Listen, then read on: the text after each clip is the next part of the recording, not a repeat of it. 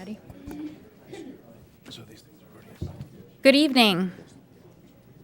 I would like to call the business meeting of the Portland Board of Education to order. It is Tuesday, February 28th, 2017, and the Portland Board of Public Education is meeting at Casco Bay High School in room 200. May I please ask the superintendent to call the roll?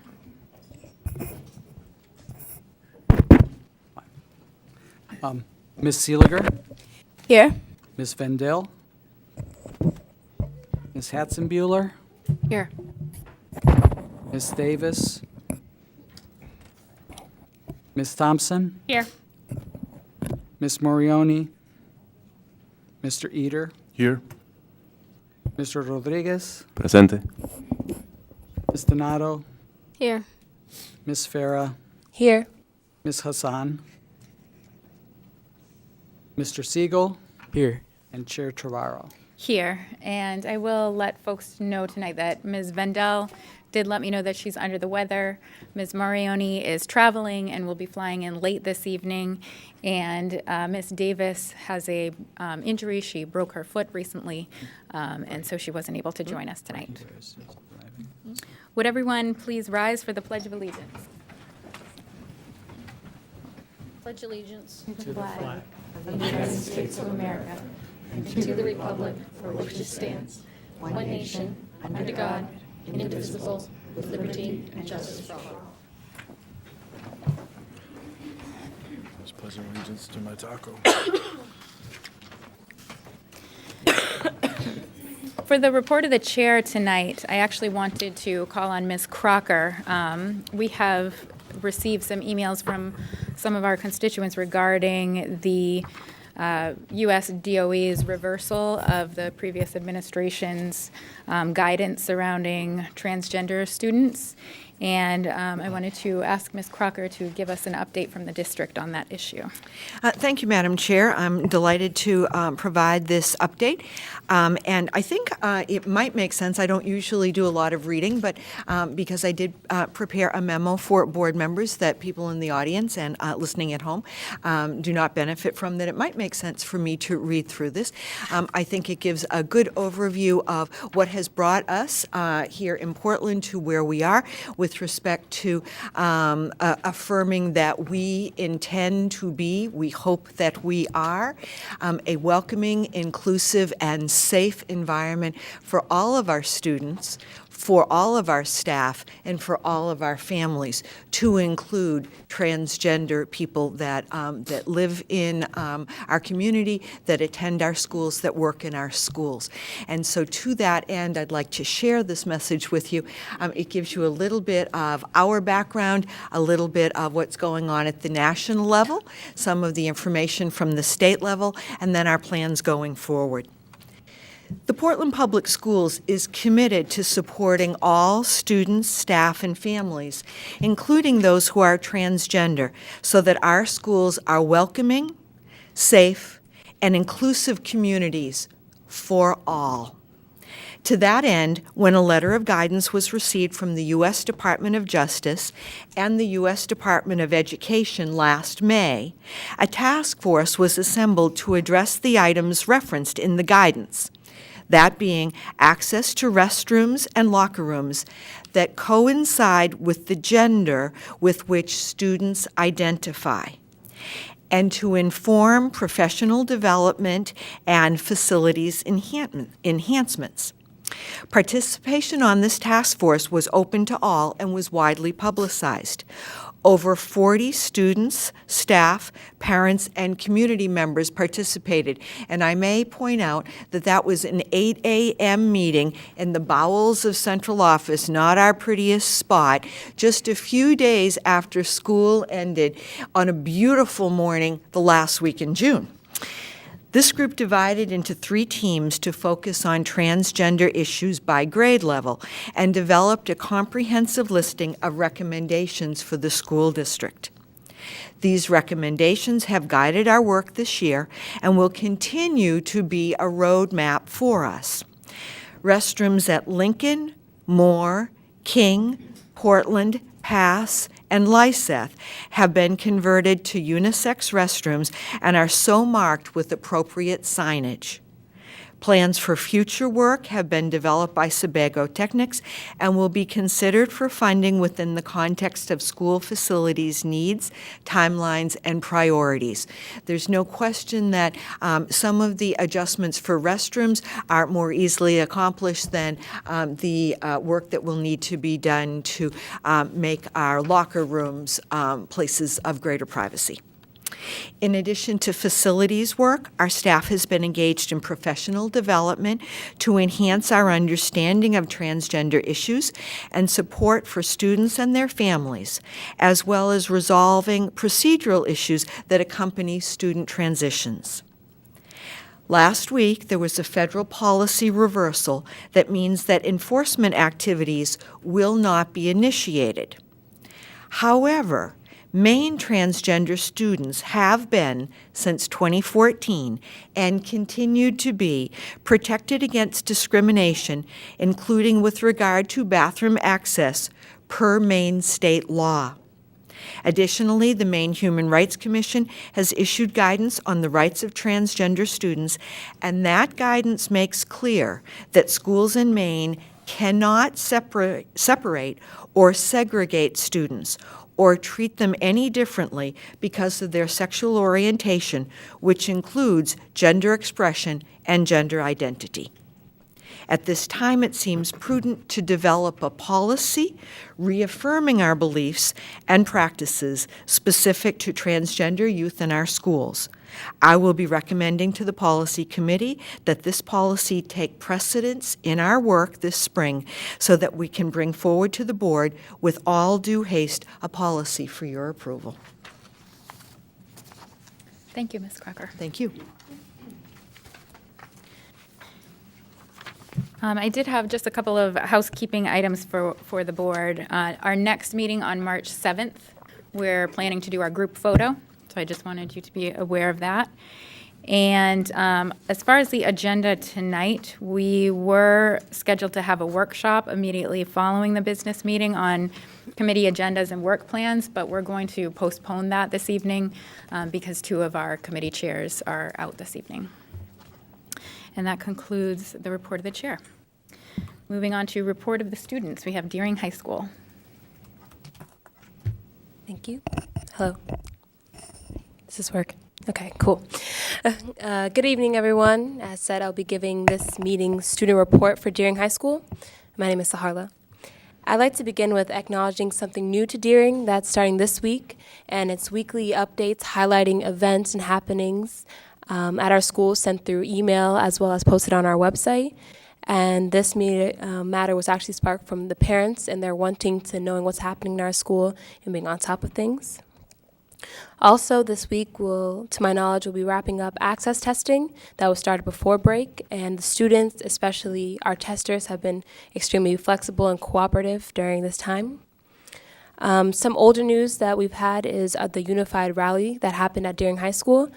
There's a beautiful turnout and an atmosphere of students and faculty with the genuine intent for positive change. This rally was sparked to be in solidarity for Casco, as well as to send a message of unity in a time that is difficult for all, especially with the diverse demographics we have at Deering High School. And I feel as though it was wonderful and a true reminder of safety being a key component at Deering, as well as Portland Public Schools in general. Another event that portrayed our school in the light it should is the open house we've had for the middle schools through the Ambassadors program that I'm a part of. Sophomore Ambassadors is a program that trains and supplies interactive and overall leadership. Prominent events that happened through that program was our open house as well as shadowing days for those three middle schools. This year we had a great group, and I feel as though we represented our school very well. Another notable successful event that was through Deering Seeds for Seeds of Peace, which I happened to be a part of as well, and our post-election dialogue and overall what happens next. It was open to the public, and we had a good turnout between our students and faculty, but we also had community members from schools such as Scarborough, Cheverus, Wyndham, South Portland, etc. And the conversation mainly focused on school/community life, self-evaluation and check-in and things that you need. as well as what we as a community, what are we going to do as next steps of things that are going on in our country. And this isn't the first dialogue we've had, and I believe that Deering shows legitimacy when it comes to expressing its need and wanting for having students to have these platforms to speak out on these issues, and also giving us the resources and opportunities we need to go through with it. I'd like to highlight the success of our drama program that, for what I believe is the first time ever, has chosen a completely student-led, meaning written, directed, and acted piece that they're taking to their one-acts competition to compete with. And a few sports highlights in our community include our boys and girls basketball team. Our girls made it to their regional finals, and our boys got to the regional quarterfinals. Also, a junior in our school, Chris Solo, has won the title of state champion in his weight class for wrestling, and also qualifying for an overall New England competition. And I'd like to end my report with the expansion of our mentoring program. For some background, the program pairs a senior and freshman together, and it's a chance for the senior to reflect on his or her time during their 4 years of high school, and also implement the things they've learned over their 4 years and help that freshman pave their way and kind of identifying their ground at school. Leadership and engagement are big key factors. Within this year, the program is expecting to jump from 43 pairs of seniors and freshmen to already receiving 75 potential juniors to be selected to be mentors next year, nearly doubling their numbers. If a program such as this one were to be legitimately funded and kind of have the opportunity to expand, it'd be much more flexible with their numbers and also kind of programs that they get to do within it. Clearly, having such a big growth within this program over a period of time shows its positive effect it has on Deering as well as the students and faculty. This year, they have an executive leadership group within there with the seniors to kind of create a training team to help future and rising current juniors and future seniors who are going to be mentors train in the things that they need to do to help the freshmen. And Deering will actually be sending out student profiles to the middle schools and their guidance counselors to survey which students they recommend to have a mentor as incoming freshmen. So by the end of this year, we'll know approximately how many freshmen will be in need of a mentor. And personally, I'm hoping this program makes its way to achieving any funding or anything they need to develop, because I believe, like I said, as the entirety of our school will be positively affected, the students have a chance for expression and growth, and that will breed a new line of advocates in our school, because I believe much can happen with an individual when provided with the resources and support they need to grow. Concluding, finally, I'd like to just say I'm grateful for what seems to be endless platforms and opportunities my school gives, and giving me to represent it, as well as trusting to kind of push my own agenda and supporting my own vision. Thank you.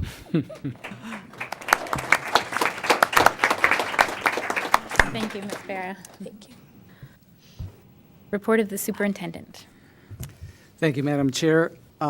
We have a large number of recognitions tonight, which is fitting because these are all extraordinary individuals. I would like to begin by recognizing Casco Bay High School senior Francie Bliss for being a student who goes above and beyond the usual high standards that the Portland Public Schools expects of its students. As many of you know, Casco Bay 11th graders are required to do a week-long career exploration. Francie chose to explore birth work for that 1 week requirement, but she became so engaged in that work that she went on to further develop her expertise in that work. In fact, she recently became a certified doula, a person who assists a woman before, during, or after childbirth. And that's quite an accomplishment for someone who's only 17 years old.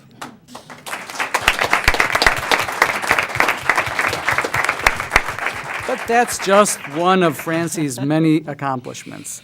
The Bangor Daily News recently wrote a story about Francie's doula work. The story noted that she is also a member of the National Honor Society and her school's ukulele club.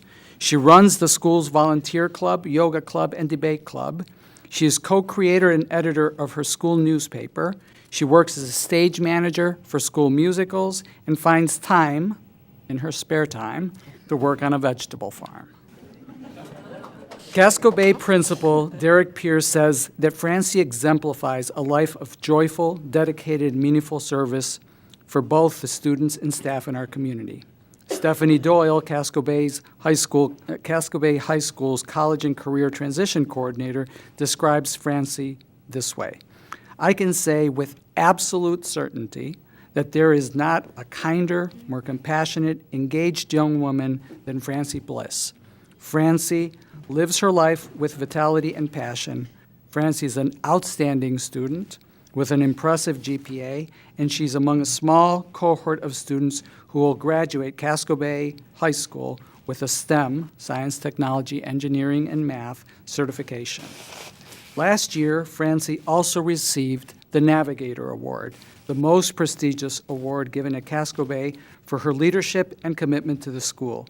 She also earned the Klingenstein Scholarship, a $100,000 scholarship, $25,000 a year for 4 years, given to a student of obvious academic promise who has demonstrated outstanding character as evidenced by integrity, accountability, compassion, service, and resilience. It's clear that Francie is a model student, and we're delighted to be able to recognize her tonight. Congratulations, Francie, and we look forward to seeing what exciting challenges you take on in the future. We have no doubts about your success in whatever you decide to undertake.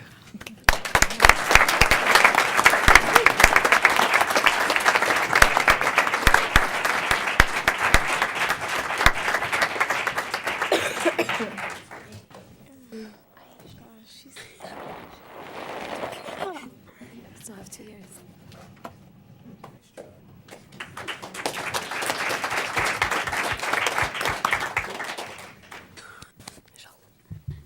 Next, I'd like to commend Portland High School freshman Cameron King. In his role as the PHS Bulldogs' first deaf mascot, Cameron goes above and beyond the usual high standards that the Portland Public School sets for its students. He has made quite an impact since he volunteered for the mascot role last fall. His can-do attitude and his willingness to take on new challenges have made him a role model for other students. In his bulldog costume, Cameron spreads school spirit at sports games, pep rallies, and other social events. Cameron's been deaf since birth, so he has to rely on strengths other than hearing to do the job. As Cameron has explained, deaf people are very visual. I use my eyes and my energy to get the crowd fired up. And judging from the reaction of his fellow students and the public, particularly the young children in the crowds, he's doing an outstanding job. Cameron's story has drawn a lot of media attention, both locally and nationwide. The coverage has included a story in the Boston Globe, and as I mentioned last week during my comments, on NBC Nightly News in its Inspiring America series. I'll add that Cameron attends Portland High School through our educational collaboration with the Maine Educational Center for the Deaf and Hard of Hearing, the Governor Baxter School for the Deaf. This is our 14th year of collaboration with that school, which is located on Mackworth Island in Falmouth. The partnership gives deaf and hard of hearing students in high school through elementary school access to classrooms and extracurricular programs that only a large, diverse, urban school like ours can provide. And our students benefit greatly from these opportunities to learn American Sign Language and from the wider social experiences that the collaboration provides. Most importantly, our district and community also benefits from having students like Cameron. No question about it. That young man in that bulldog costume is truly a bulldog. Thank you, Cameron, for your dedication, your enthusiasm, and your service.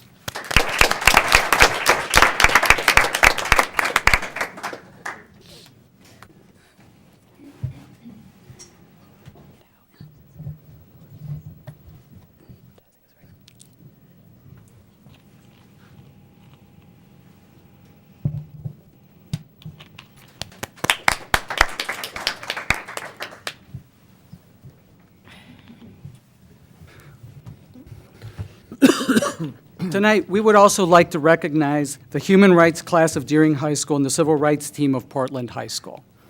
You're here representing either school.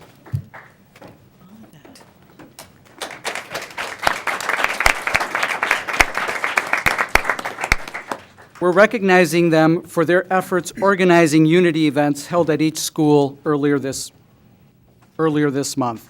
The purpose of these events was to express solidarity with students at Casco Bay High School after the Casco Bay High School students were targeted in a racially motivated hate crime. Students also held these events to reaffirm the district's commitment to making all students feel welcome in the Portland Public Schools, Maine's largest and most diverse school district, especially in light of new government policies targeting immigrants and refugees. On February 3rd, students gathered outside each school as the school day was ending, carrying signs with such messages as "We are united," "We support all students," "We stand by Casco Bay High School," and "3 schools, 1 city." Students planned these events to be peaceful, positive, and supportive of human rights, and I can confirm that they were. Tonight, the school board will have the first reading of 3 resolutions reaffirming the district's commitment to inclusion and human rights. As noted at last week's workshop, board member Jenna Vendill worked with the human rights class at Deering to develop the resolution against hate speech. We commend these high school students for their leadership in standing up for our district's values in a mature, responsible, and heartfelt way. You are what democracy looks like.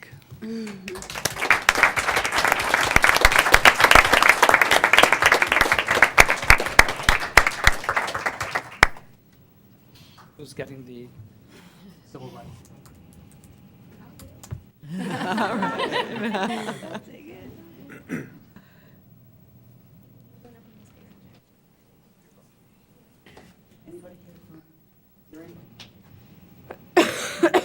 All right.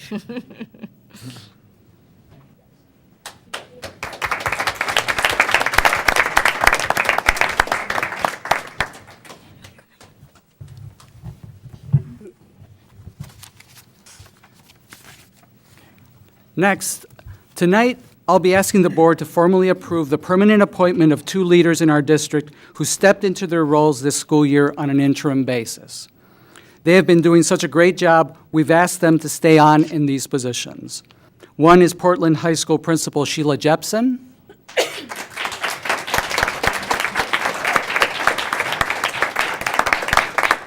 And the other is Portland Adult Education Director Anita St. Ange.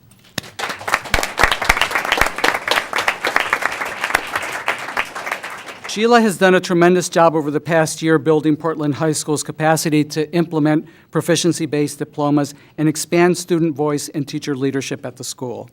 She was selected as interim principal this past summer after a search for a principal did not yield a viable candidate. Sheila is an experienced high school administrator. She was principal of Bonnie Eagle High School for 6 years. She joined the Portland Public Schools 11 years ago as AP at Deering High School. Immediately before taking on the post at Portland High School, Sheila most recently was the district's academic coordinator. Her extensive district experience positions her uniquely to support PHS and to work effectively with her administrative team, the Portland High School faculty, and families, as well as her principal colleagues at the other 2 high schools. Prior to recommending her appointment, I followed a process that included consultation with the school leadership team and PHS faculty. Sheila is committed to a long-term assignment at PHS, which will offer the continuity and leadership that the school needs. And as an added bonus, Sheila looks great in blue.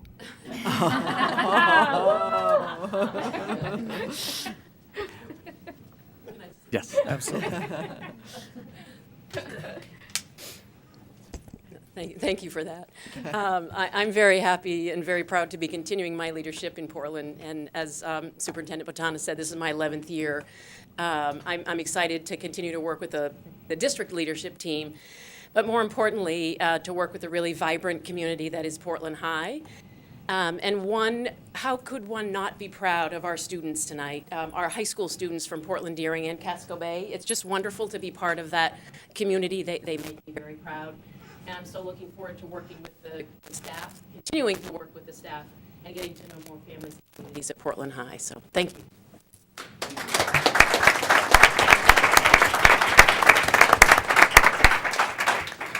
Anita St. Ange stepped into the position leading Portland Adult Education this fall. She's an experienced attorney who also previously worked for USM's Muskie School. She also has worked on problem solving and strategic planning with multiple mental health, social service, and legal organizations. She has broad and deep prior experience supporting women, families, foster youth, and immigrants. While she came in as an interim, she quickly fell in love with Portland Adult Ed.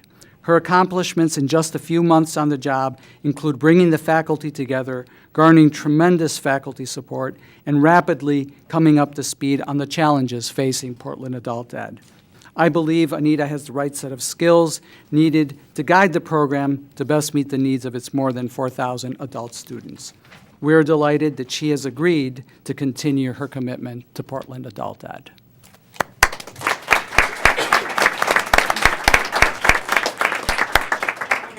Thank you very much.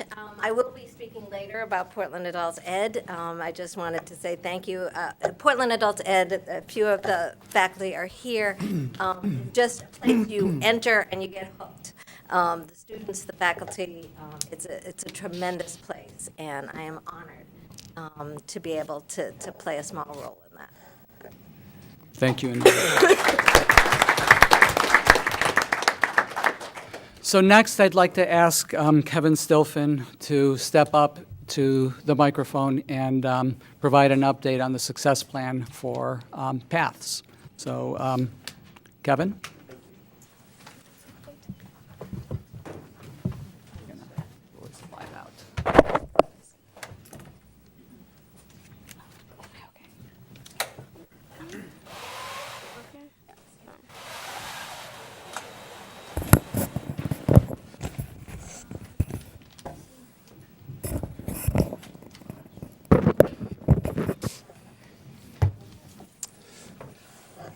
Good evening. It's a pleasure to be here again, to be in front of the board.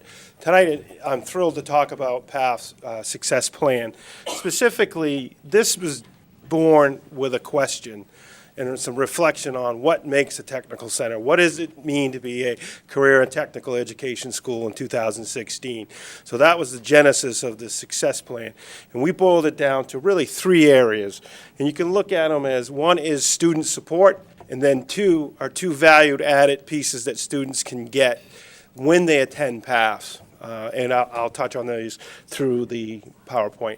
A quick snapshot of where we stand today is that PATHs has 469 students from these various schools that attend. This is an October 1st enrollment. It changes slightly throughout the course of the year. But as you can see, these are where my students come from. These are where our students come from. So the first piece that I want to talk about is priority area number 1. And these are standards that we're going to measure whether we're a successful school. We feel that these are so important. We want our students to come. We have gravitated to the idea that every school day counts, and it certainly does at every school, but more so at PATHs. You miss a day, it's hard to get caught up. So we've instituted an RTI. It's not a punitive program, but it's a let's reach out, let's talk to students, let's make sure they're coming. If we see trends, let's try to work to change those trends to keep students coming to PATHs, not getting behind. And the other piece is to get them connected. We are a high school. I am, for various reasons, have great respect for all my students. But one of the things I admire about them the most is they've made a choice to attend 2 high schools, Deering High School and PATHs, Greeley High School and PATHs. And that to me, it shows a lot of courage for young teenage women and men to make that decision. Area 2. So technical centers, CTE centers, offer 2 pieces of an opportunity for value added. Certifications. Now, these are national certifications that a student has the opportunity to learn. And it is a test at the end of the year, the welding students will take a AWS, which is the American Welding Society exam. They get these certifications. They go with them the rest of their lives, and essentially it is value added because they will make more money if they decide to go right to work. So there's the opportunities, and we've focused on making sure that all of our programs have a nationally recognized certification that a student can work towards. And these are third-party exams. We don't make these exams up. They come from the industry. Students will take them. In a lot of instances, there's a pen and paper test, and then there's an actual hands-on, now you go build it, or now you show us that you can do it.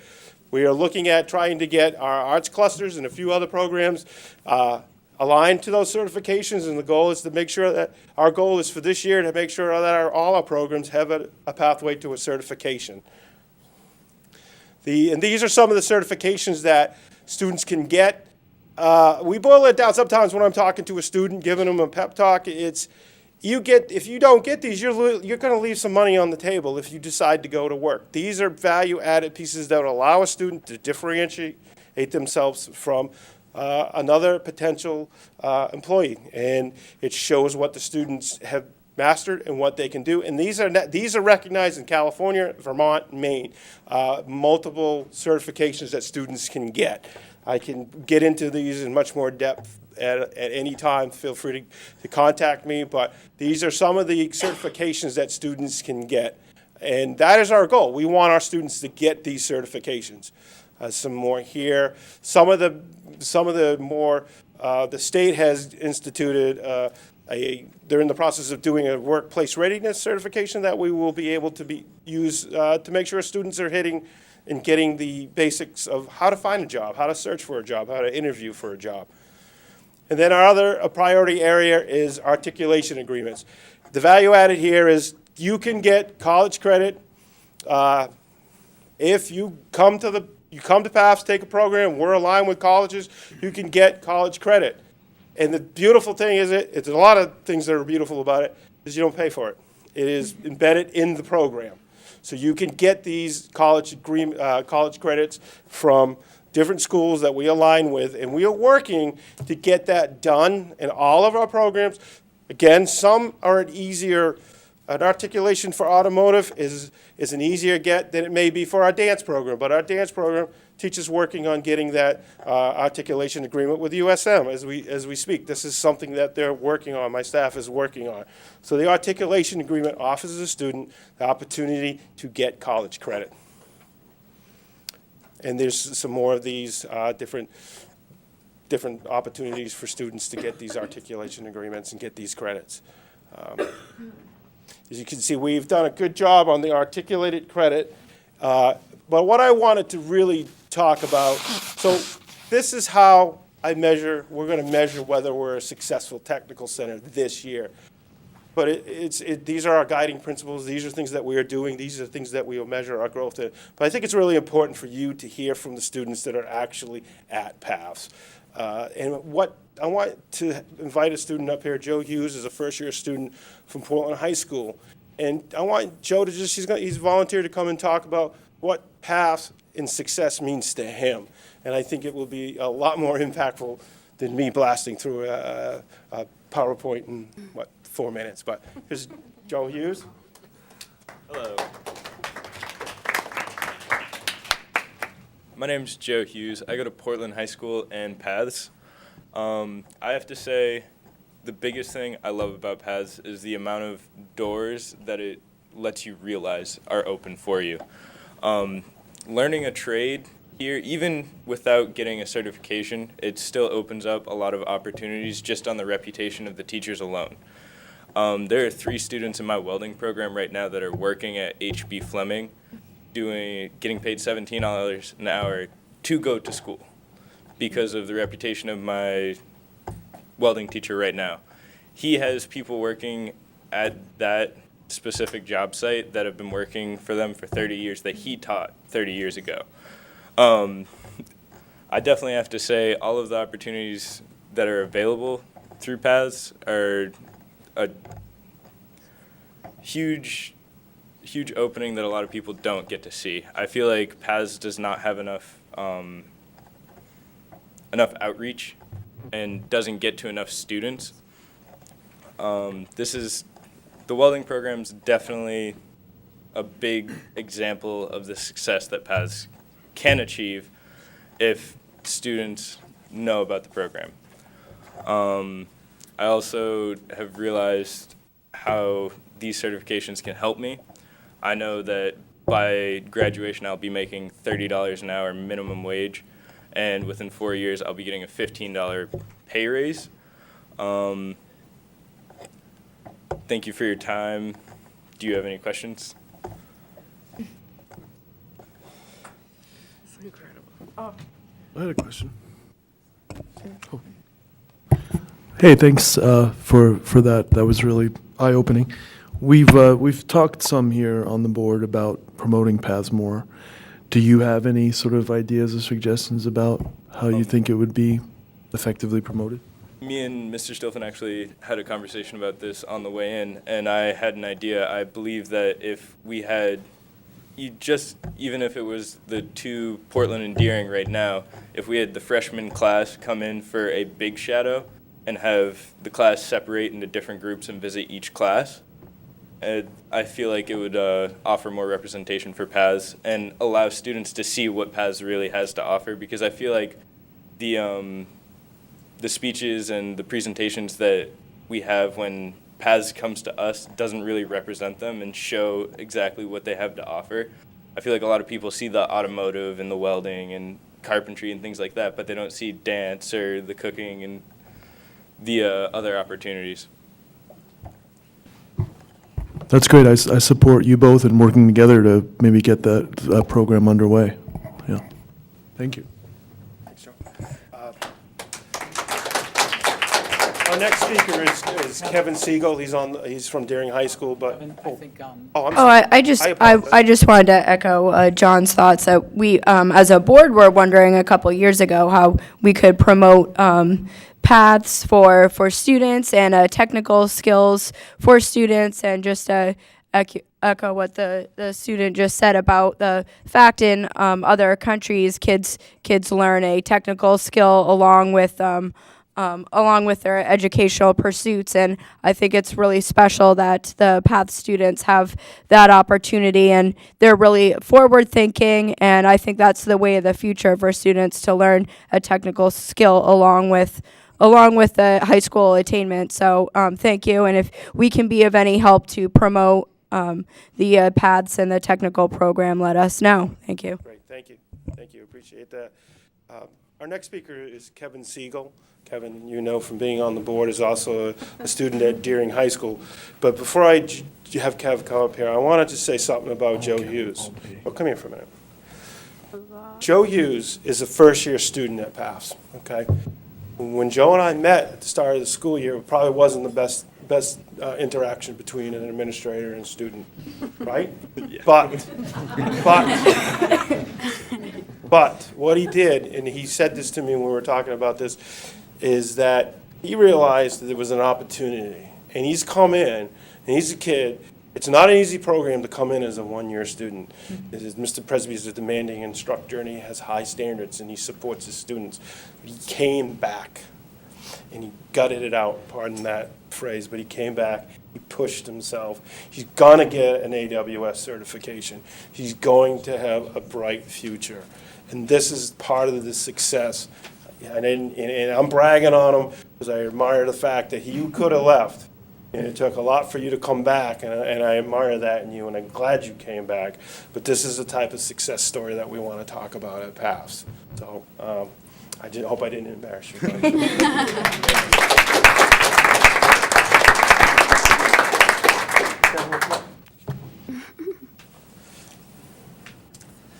Hello, I'm Kevin Siegel. I go to Deering and I go to PATHS, two high schools.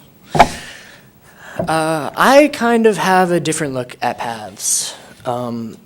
PATHS definitely opens up a career-focused pathway for you. And I know by going to PATHS and learning the things that I've learned, I'm going to have these skills the rest of my life. I'm going to know how to operate a milling machine. I'm going to know how to operate a lathe. I'm going to know the difference between solid line and a dotted line on a blueprint. But it also opened up a lot of other things for me. I didn't know what I wanted to do at all going into PATHS. I didn't even know PATHS existed when I was a sophomore, and that's when I visited. By being here 2 years and being with the students and the staff and the administrator, I've learned a lot about myself as a student and just as a person. I've learned that I don't necessarily want to be a machinist, but I've learned that I like making things. I've learned that I like to design things, and I'm pretty good at it too. I've learned that I want to go to college after high school. I've learned that I want to study engineering in college. And I've learned that these types of schools, CTE and vocational schools, they're not just a school for kids who aren't good at academics or aren't good at traditional learning. They're for kids who need a creative outlet or are just really good at a trade or want to work with their hands or move or dance or sing. And I think that's something a lot of students could learn from. And I think picking paths to go junior year and continuing it this year was the best decision I made throughout high school. And yeah. Thank you. Thank you for your time. Thank you for asking us to come in and talk. We maybe meandered onto some different topics, but both these students are going to get national certifications. Both these students will have the opportunity to get advanced college credit through articulation agreements. Both these students have grown. I remember meeting Kevin Siegel the first time, and I asked, what do you want to do? And he looked at me like I was speaking something other than English. And when he sits me down and tells me about what his future is it is stunning and it's inspiring. And that's how we're going to measure the success of PATHS. This plan will change over time as we focus on different areas. Thank you for your time, and I appreciate the opportunity.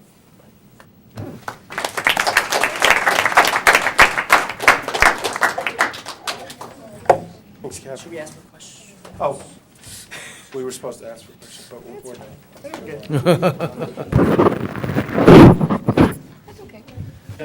Thank you, Mr. Stilfen.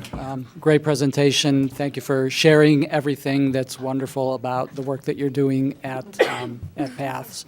And thank you, Joe, and obviously Kevin, for your insights. And I think that was a great idea to have the kids talk about the work, because they do bring it to life in a very meaningful way. Before we all sit back down, I'm going to ask Mr. Worth, Craig Worth, to do a brief update for the board on the hall relocation plans. The plans, as they were articulated last year, have changed a little bit, and we thought it would be appropriate for him to share that with you today. Hello.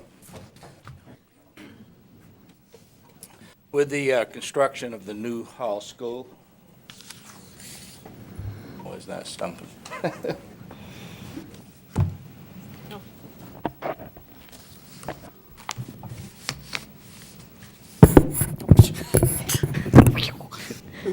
My computer seems to have frozen. Okay,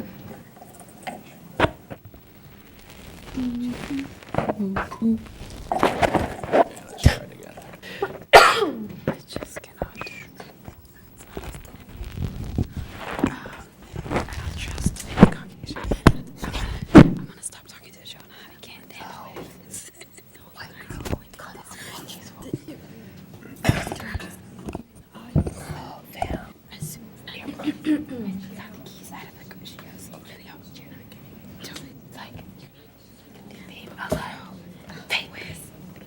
Wonderful. Well, I've got it up on my screen. Let's hopefully it will come up on yours. All right, here we go. With the construction of the new Hall School, a portion of the northwest wing of Hall School will be demolished to allow adequate setback from the construction of the new school. Six classrooms are going to need to be demolished to accommodate this. The DOE allowance for the alternative classroom space was $75,000, which DOT uses, that's their price for modular classrooms.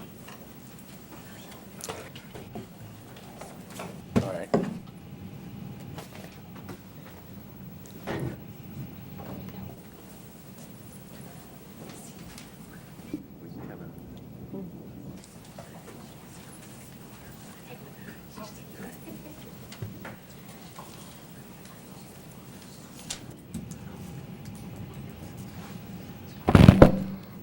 I'm just going to do that now. That's everything. I'm not gonna have everything fall into place. Last year, after reviewing our relocation options, the Hall Building Committee preferred moving the Hall kindergarten classrooms to Deering High School. As we move forward with implementing this recommendation, we found that the cost estimate for Hall School kindergarten at Deering High School would be over $277,000. However, this amount was not carried in the Hall School referendum, so we included this cost in the preliminary CIP request to the city. The city's bond council was reviewing the CIP request and indicated that this amount could not be bonded and would need to be bonded, could not be bonded separately with the Hall referendum bond. This cost would need to be brought back to the voters in another referendum or be included in the Portland Public Schools budget. Once learning this, the staff reviewed and revisited previous options to accommodate the 6 classrooms. Though reassigning, through reassignment of the classroom spaces within Hall, staff was able to reduce the needed classroom spaces from 6 classrooms to 2. And let me pause for a minute that there's not 4 empty classrooms in Hall School. I want to personally thank the teachers and the administrative for their can-do attitude as we looked at reallocating spaces and really the thinking out of the box. To give you an idea of what we're doing, the art class is one of the 6 classrooms being relocated or being demolished. And that teacher will be going on a cart and will be going down around to the classrooms so that we won't need to replace that classroom. The Spanish teacher is also going to be Spanish on a cart. That will make that classroom available for reuse. We also have 2 teachers who have collaborated and agreed to co-teach next year. So their 2 classes are moving to an oversized classroom, and the students that are being displaced from that classroom are going to the computer lab. And the computer lab will be computer on a cart. They will go around. So I really want to commend the folks for their can-do attitude and being receptive to changes. So that leaves two more classrooms we have to accommodate. So working with Oak Point facility staff and Hall School administration, we were able to find a site on Hall School for a 2-classroom portable.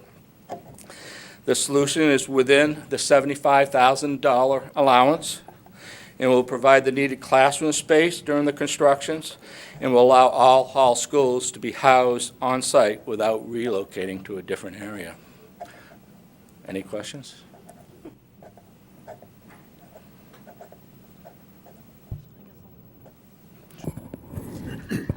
As soon as that school is built, the portable goes, right? Yes. We are just renting. Just want to make sure, because we've inherited a lot of them. We're just renting it for a year. Okay, 1 year, okay. Yes. Thank you, that's on the record.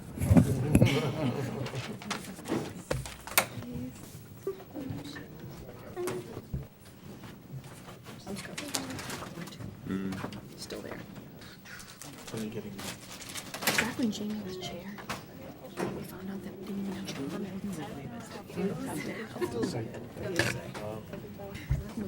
After they were put in.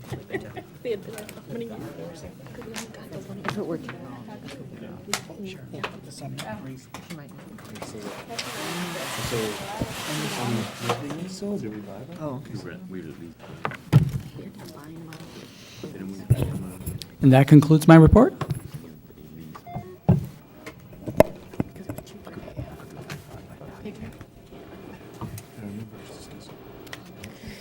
Okay, moving on to report of the secretary, and it looks like we don't have any minutes tonight to approve. So we'll move on to report of the committees. For curriculum, Ms. Morioni is not here tonight, but I believe Sharon Prey has an update for us. So the curriculum committee met on February 16th, and at that meeting, one of the high school principals, Sheila Jackson, joined the committee and talked about 3 new courses that she'd like to suggest for Portland High School, one being digital photography, one being computer science, 2, which would be gaming, which would be an expansion of the current computer science class, and then capstone, which would provide an option in the various ways that students may meet the capstone requirement. This course would also meet the guiding principles proposed process. We then talked about the summer learning report, and we invited Angela Atkinson-Duena, who is our No Child Left Behind coordinator, as well as Gail Cressy, who is our ESSA coordinator, and they provided us with a preliminary report of the summer learning results. We reviewed policy JICI, which is athletic co-curricular. We did not take any action on that because it is currently in the process of being reviewed by our athletic directors, and so we are awaiting their word before we bring it forward to you folks for a first read. And then we also did an update for proficiency-based diploma, and I provided the curriculum committee with updates on timelines, where we are and where we're going. Our next meeting, I don't think has been scheduled yet. I think it will be changed from the current March 16th date. We have not selected a date. Thank you, Ms. Prey. And our operations chair is also out this evening. I don't believe she's assigned anybody with a report for tonight. So moving on to finance, Ms. Hatzenberg. Thank you, Madam Chair. So we are the Finance Committee hasn't met since my last report. We are, however, just about to jump into the thick of our budget process. Just to give you some important dates, one that I noticed that is not in the back of the agenda tonight. I noticed there's lots of others, but not this one, so I'll go through the list. Tuesday, March 7th, at our regular business meeting, the superintendent and finance staff and administration are going to present the 17-18 budget, and then there will be a referral by the board to the finance committee. On Thursday, March 9th, the finance committee is going to receive the budget and start the review process. That is at 6 p.m. at central office. That meeting is actually not in the upcoming meetings in the back of tonight's agenda. And then Tuesday, March 14th, the Finance Committee is having their regularly scheduled meeting at 6 p.m. at central office, where there will also be a public hearing on the superintendent's budget for 2017-18. And yeah, so that's it. I believe that we've created a tentative schedule with information that's been sent to the board. I know that Ms. Thompson talked about that last week. You did receive that. That's been disseminated. I don't think that it has been posted online on the website yet. I got some feedback that it had not been, but I haven't checked yet. So if somebody wants to check on that, great. And that's it. Thanks. Thank you. And policy, legislative, and public affairs, Ms. Seeliger. Okay, so we had our last, we had our last Policy and Public Affairs meeting on Tuesday, January 4th at Central Office at 6 p.m. And we have our next meeting is scheduled for Tuesday, March 24th, 6 p.m. at Central Office. And we are working on some tentative dates and locations for 3 to 4 public affairs outreach meetings scheduled for this year. And as Jean Crocker mentioned earlier this evening, we will also be looking at work that we can do about the transgender bathrooms policies for this year as well. So that's just a quick update for you. Thank you. Thank you. Are there other committees and/or member concerns this evening? Can I just update on the parent engagement policy? As you know, we were going to have a second reading of that policy at today's meeting when we spoke about this last.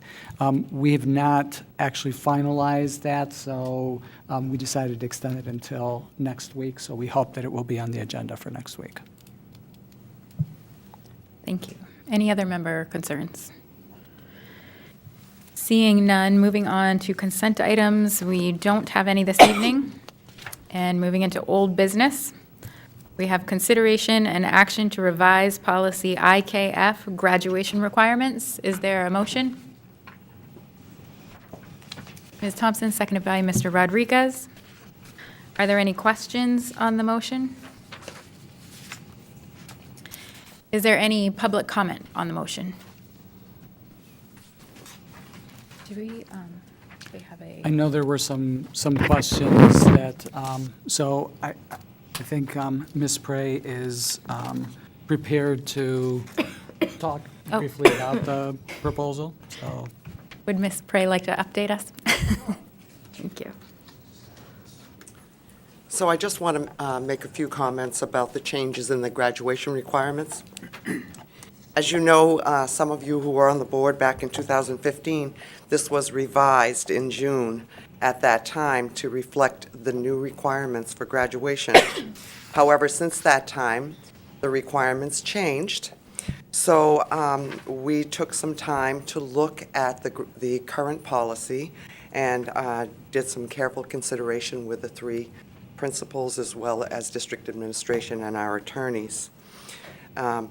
The Department of Education changes now require that for students graduating in 2021, that the 4 core English language arts, mathematics, science and technology, and social studies are required courses that we will have to demonstrate proficiency in.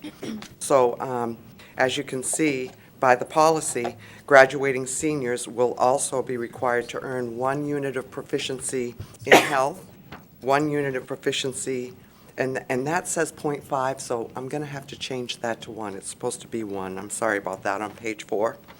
1 unit of proficiency in visual performing arts and 1 unit of proficiency in phys ed.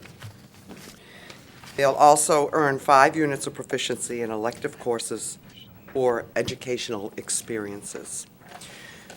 So this policy will have to be revised again next year because students graduating in 2022 and beyond, since the state requirement will be 4 core plus 1 for each year subsequent after that, next year, students will be able to come in, the current 7th graders will be able to come in, the graduating seniors of 2022, and they'll be required to demonstrate proficiency in the 4 core plus 1. So the district will have to determine next year at that time if they want to roll out full proficiency starting in that year, or if they want to just add that one requirement, because the students will have an opportunity to choose which one. So we're going to have to be ready to rock and roll for all of those content areas, which is actually career ed and development, and it's going to be the visual and performing arts, world languages, and also health and phys ed. So that's why we decided as a group, after careful consideration, that this policy will only be for this year, for next year, and that next year, the board will have to revisit to determine whether or not they want to move forward with a full rollout or if they want to do a gradual rollout. So this is also going to give us time, I believe, to experience proficiency-based learning at our high schools and also give us an opportunity to refine what we're doing and also make more informed decisions in policy making. So I've provided you with a flyer. As you can see, that was given in your packet. And I want you to know that at our 8th grade parent-teacher conferences, the teachers will be giving these to the families of our 8th grade students so that they will be invited to participate in evening sessions, questions and answers, discussions, whatever questions that they might have about their students moving into proficiency-based learning. And on the left side, you'll see that there are dates and times for those sessions in April, and there is one open session in May that is going to be available with interpreters. So we hope that any of you or all of you might be able to join us. We'll be inviting Casco Bay High School students as well as parents to sit on a panel for those evenings to answer questions that parents and families might have. So that's my update for graduation requirements. Thank you. Any questions? Sorry, I kind of went backwards in order. Ms. Thompson? I just was curious, that this is great, by the way, and I know that when Mr. Galen was with us, that was one of the topics of concern for us of how we roll it out to the community, so this is a great piece, so I thank you for that. Is it going to be translated as well? Yes, that's currently in the process of being translated. It Okay. won't be ready for the March 7th Moore Middle School parent-teaching conferences, but we're hoping that it'll be ready for the next one, and then we'll make sure that those families get those. It's just because of the snow days and the vacation, it's just been too quick of a turnaround, so. But they will Great. be ready for the King as well as Lincoln. Thank you. And my last question about this, I'm sure we'll have some awesome kids that'll transfer back in from some of those other schools, back into Portland Public Schools, and this may be new to them as well. So do we have a process in which, when they're doing a transfer into high schools, that someone will provide the families with information about this and describing it and so on and so forth? Do you? Yes, if they're moving in from another Maine community, they'll already be involved in proficiency-based learning because the requirement by the state is that all students graduating in 2021 and beyond are required to be in this system. So if they come here from another state, then each school will have a system in place for them to communicate and translate their credit system into our proficiency system. So the private school system has to do this as well? Is that I'm not correct? sure. I don't think so. That's what I was more so, the private coming back. Oh, I'm sorry. That's okay, Yeah, out of state, yeah. but the private schools as well, and I would assume charter has to do this. Charters are considered Charters to be would, public yes. schools, Good. yes. I just want to make sure they weren't, No, doing something they're different. public schools, yeah. Asking. Thank you. Any other questions? Okay, seeing none. Is there any board discussion on the motion? I would just say that I think we have revised this policy about once a year since I've been on the board. But I appreciate we've kept kind of the integrity from the task force that did the sort of original overhaul of the policy, which brought the policy up to proficiency-based standards. It also instituted a capstone requirement, and it instituted the post-secondary plan, and those three elements have remained throughout the changes. So just wanted to support that. So if there's no other discussion, all those in favor of revising policy IKF, graduation requirements, please indicate. It's unanimous with the students voting in the majority.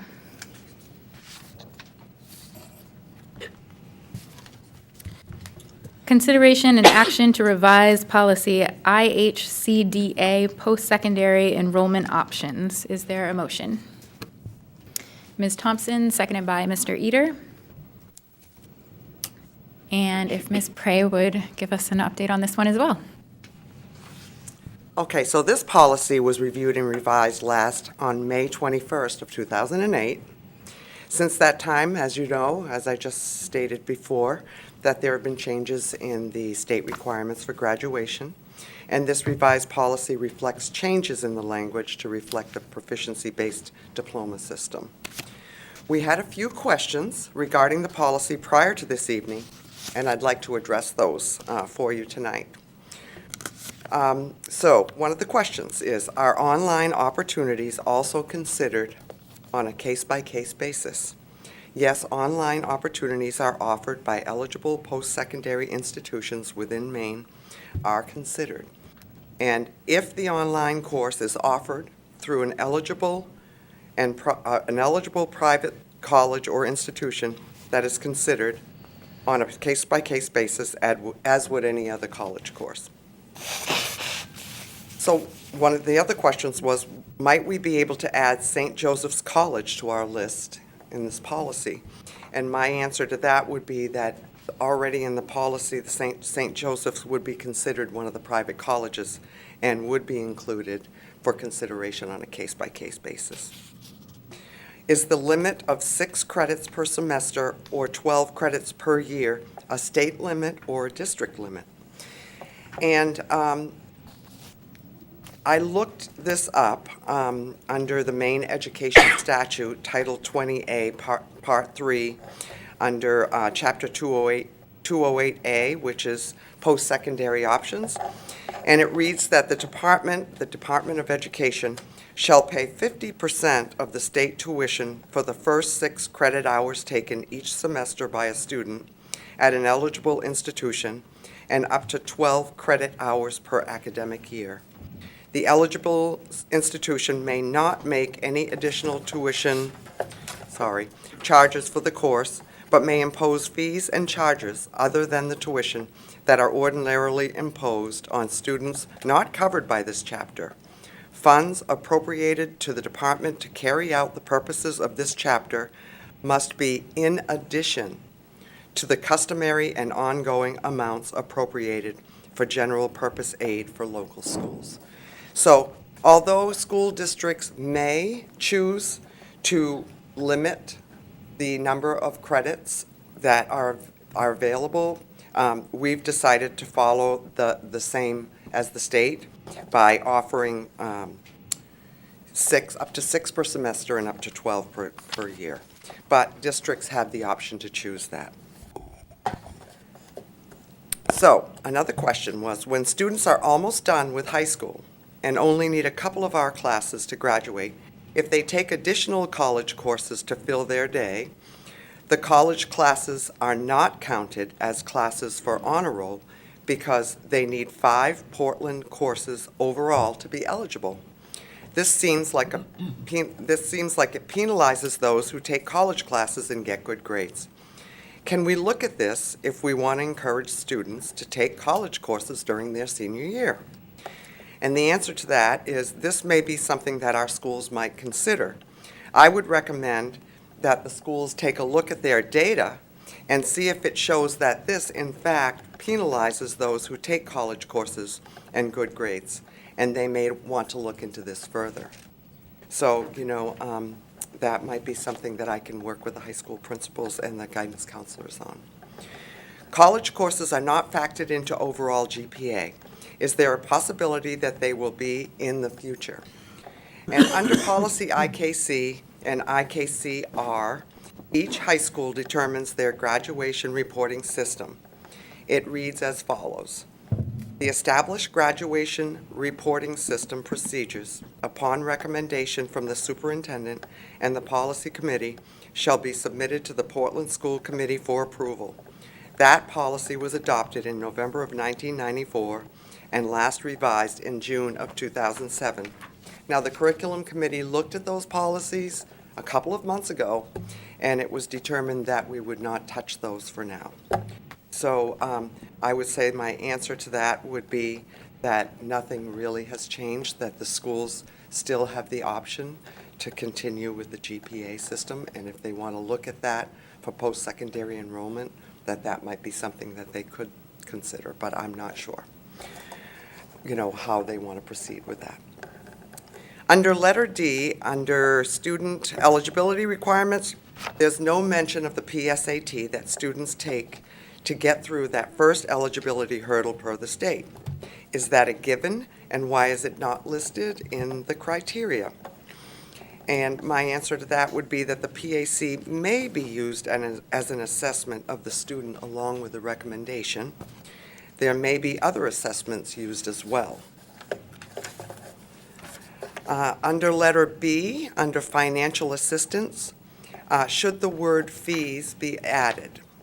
And I'm thinking that the word fees could possibly be added in the parentheses after lab books, if everybody is in agreement to that. So with regard to number 5, Roman numeral 5, school unit reporting requirements, I will absolutely look into how we can improve how we communicate this option to parents and students in a more timely fashion. So just to give you an update, I went to see finance about this issue and to find out how much money was budgeted for this. And last year, we spent, the district spent about $7,900 to pay for students enrolled in post-secondary courses. This year already, we've spent $10,500, and we had $10,000 budgeted.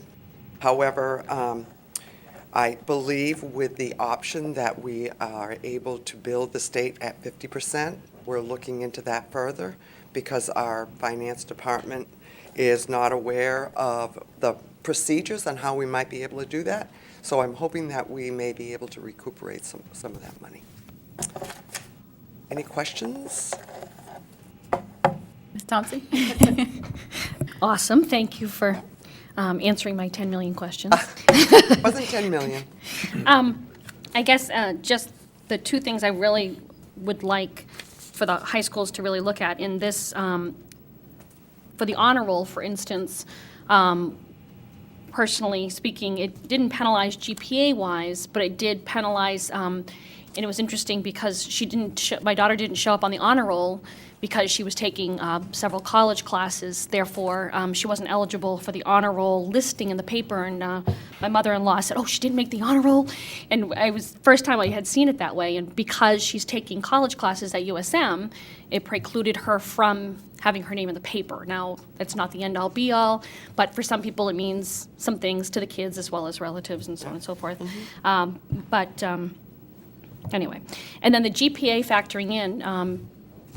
My daughter could have graduated early, but taking more college classes, et cetera, and filling her day. And Javier and I had many conversations about, filling her day to keep her busy so she wouldn't get out of school early every single day. And I think it's really important that we want to encourage the students to go and take these classes, especially my daughter's, I'm sure, not unique in any way to be at that point where she could have graduated early, but wanted to graduate with her class. And personally, I think that the students going forward should be credited for that work in any way we can figure out, other than having it just on their transcript. I just think there's something more that we could do. And could you explain that the 50%, so did you say the 50% payment, so the state only reimburses the district 50%, and that's what the... Yes. Okay. If you look at the policy, there's an addition to the policy on page, I'm sorry, the second page, under financial assistance, A, where it's underlined. That was added to the current policy. That was not in the previous policy. It says the Maine Department of Ed shall pay applicable tuition fees up to the limit of legislative appropriation, okay, for any student enrolled in a course under the policy if the eligible institution requires tuition payment. Okay. So what I did was our attorneys were the ones that revised this policy for us, and they actually did it, I think, last summer, before I became the chief academic officer in this role. So that was added because of the statute that I referred to, the post-secondary statute. And I did subsequently contact Isabel Ekman, who is the attorney for Drummond Woodsum, who reviewed this policy for us. And she reiterated that the Department of Education is supposed to reimburse the district 50%. And I went to see Alicia Gardner about it, and she is going to do further research into that as to how we, and she even suggested that we try to recoup some of the money that we've paid if they have not done that. Okay. So we are in the process of investigating that, and I can keep you updated because Alicia wasn't aware of it, and neither was Michelle Cravino Great. No, thank you in very our much. finance department. Thank you. Appreciate that. Can I, just a follow-up, when you were presenting, you suggested adding fees into financial assistance B. What is that intended to accomplish? I don't know, that was something that, So outside of, so for instance, when my daughter took classes here at Casco, because it was built into the after school, she didn't have to pay the technology fee, the parking fee, all these additional fees. And once she took the class over to USM, all of a sudden, all of these other fees showed up. So there's additional fees outside of lab and there's all kinds of little fees that do add up. And so I just thought we should make note of that because it's beyond. So it's just for transparency so that people know. Exactly. It doesn't change Exactly. the reimbursement or anything like that. Right. It's just, yeah. Yep, yep. Because I think I've talked to some parents and they were surprised, I guess, with regards to once you get on the campus, then having to pay those when you're not utilizing the transportation, you're not utilizing a lot of these things, but you have to pay it just like a student there. So that's all. Thank you. And so is that a, I think, Friendly amendment. okay, you amendment? want to offer that as an amendment to the motion? I think we can just do it as a friendly amendment, but however you'd like to do it, I'm happy to do it. Okay. So to add the word fees as discussed. Okay. do you need a second, or do you just want to go by unanimous? Okay, so the amendment is made by Ms. Thompson. Do you want to just state where that's going in again for us? On page 2, item 4, financial assistance, section B, in the parentheses in the second, Thank you. in the second line. Yeah. And that's seconded by Ms. Hatzenbuehler. So I guess we'll vote on the amendment then. Are there any clarifying questions on the amendment? Seeing none, is there any public comment on the amendment? Seeing none, is there any board discussion on the amendment? Seeing none, all those in favor of the amendment? Okay, it's unanimous with the students voting in the majority.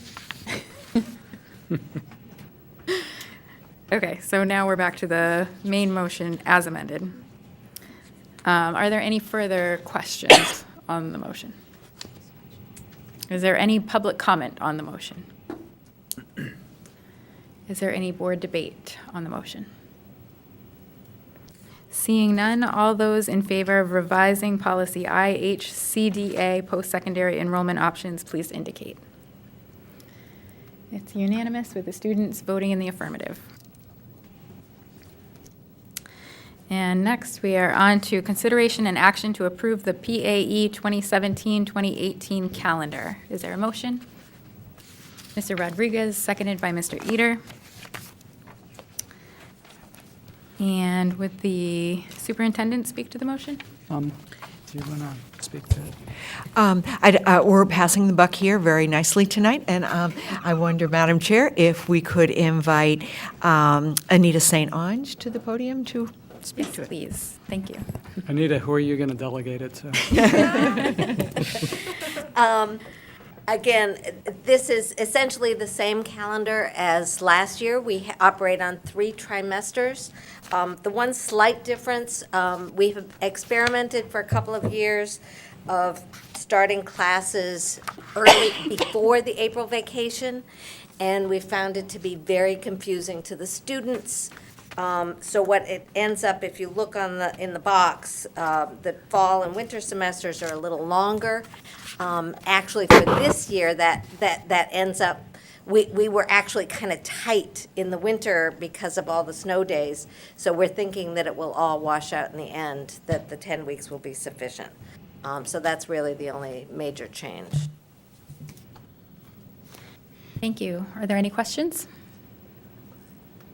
No questions? Thank you. Is there any public comment on the motion? Seeing none, is there any board discussion on the motion? And seeing none, all those in favor of approving the PAE 2017-2018 calendar, please indicate. It's unanimous with the students voting in the affirmative. Okay, moving on to new business. We have a whole list of first reads tonight. We have a first read to adopt the seal of biliteracy resolution. First read to, oh, I think there might be typos in this, but to action to approve. First read to approve the proposed extension of the Ocean Ave Elementary School enrollment management plan for the 2017-2018 school year. First read to approve the proposed free speech resolution. First read to approve the proposed hate speech resolution. And first read to approve the proposed safe haven resolution. Moving on to personnel. Consideration and action to approve the personnel items listed. Does the superintendent want to, oh, we need a motion, I'm sorry. Ms. Thompson, seconded by Mr. Rodriguez. Does the superintendent want to speak to the motion? Yes. We're asking for authorization for a full-year sabbatical for Sarah Jimeno, who is a Spanish teacher at Ocean Avenue in Hall. Sarah will spend her sabbatical time in Spain and South America accomplishing 2 goals: developing culture-based curriculum and researching best practice of an inclusive teaching approach that recognizes and supports all languages and cultures present in the school. She will create between 6 and 8 culturally authentic videos that will employ the methods of comprehensible input and will focus on high-frequency vocabulary that elementary students need to acquire for their success. Each unit will have the same 4-part structure: a pre-assessment, introduction of new vocabulary and grammatical structures, variety of learning activities including differentiated embedded readings, informative assessments, and a summative assessment, which will be a presentation, a video, or something in writing. So that sounds like a tremendously extensive and helpful sabbatical for Ms. Jimeno and also for the school district, so that's why we're recommending approval. Great, thank you. Are there any questions on the item? Ms. Thompson? I just wanted to know briefly if the superintendent could just, for the board as well as the viewing public, when we grant a sabbatical, what that means with regards to payment of salary and with their job coming back and so on and so forth. I know there's been some questions, and we've only, I think, done one other one so far this year. Is that correct? Or No, this is the This is only the first one. one? This is the only one Okay. that we are approving this year. And I'm not 100% sure, so help me, guys, if I mess it up, but it's 50% of salary and the full benefits while the teacher is on sabbatical. They obviously have to let us know that they are returning in a timely fashion, and when they do return, then they come back to their existing position. Okay. And the only other thing, when we, Yes. good point. And if they don't return, don't forget this, Sarah, you have to repay, us for this, for the half salary for the year. So come on back. Definitely. The only other thing I would request, in the board, back before, I think, the last 2 years, we used to grant quite a few of the sabbaticals. And the board's concern was that we granted them, but then we didn't get to see or hear from the person that went and did it. And I think Carlos Gomez came back and reported after his sabbatical 1 year, I think it was. And it was very informative, and some other teachers had as well. The board had put that in place because of us granting them. We just want to see as well what the results are and how we're going to apply it. So I would ask that Sarah come on back and show us everything that she learned, and I look forward to it. Thank you. You hear that, Sarah? Thank you. Are there any other questions on the motion? And if it's all right, I would like to invite Sarah up to say a few words if you would like.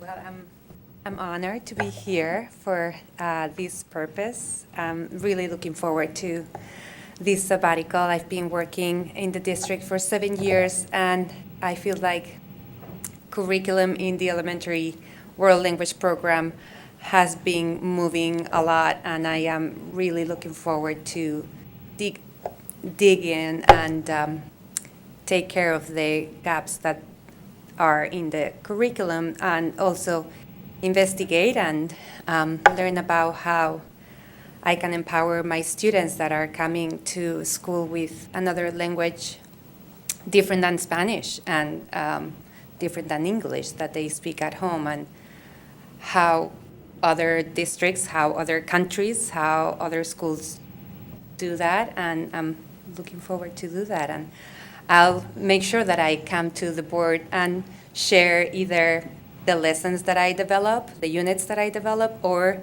the work that my students develop by the end of the whole curriculum, the whole 6 or 8 units. Thank you. We look forward to it. Great, and where this is a personnel item, there is no public comment. Is there any further board discussion on the motion? Seeing none, all those in favor of approving the personnel item listed, please indicate. It's unanimous with the students voting in the affirmative. Consideration and action to renew the contracts of principals for the 2017-2018 school year who have been employed more than 2 years pursuant to MRSA Title 20A, Chapter 504, subsection 13301, Employment of Principals. Is there a motion? Ms. Thompson, seconded by Mr. Eder. And would the superintendent like to speak to the motion? So I already talked briefly during my remarks about Sheila Jepson and all that she brings to the school. Obviously, we're incredibly proud to bring her forward as a candidate for the board and believe that she will do a terrific job in this position. Thank you. Are there any questions on the motion? Seeing none. Is there any public, there is no public comment on the motion. And Ms. Jepson, do you have anything you'd like to add for us? I think I said it all. Okay, thank you. Any board discussion on the motion? Seeing none, all those in favor of renewing the contracts of principals for the 2017-2018 school year who have been employed more than 2 years pursuant to MRSA Title 20-A. Can I speak to that?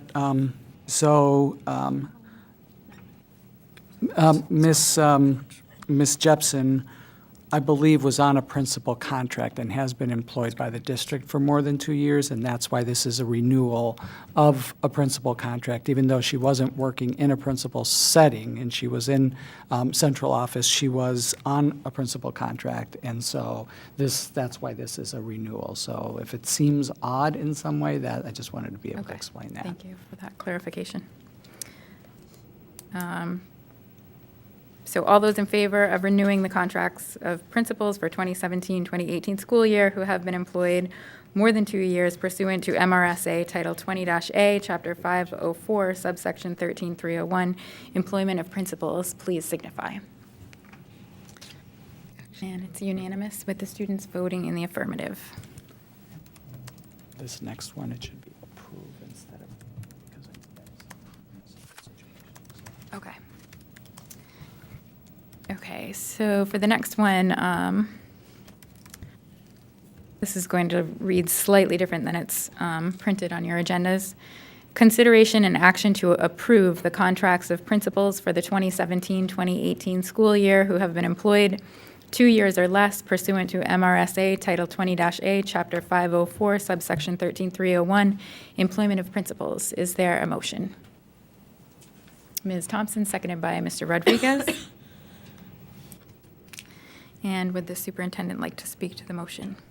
So again, Anita St. Ange has been with us for a short time, but she's distinguished herself in her role at Portland Adult Ed. I think everybody understands the enormous value of PAE to the district and the community, and also the complexity of the work that's involved at PAE. So we feel very fortunate that Anita, who started with us this year as interim, when we weren't able to find a candidate through our search process, has turned out to be outstanding at the work and incredibly committed, and looking forward to investing her future there. So again, incredibly proud to be able to bring Anita forward as a candidate.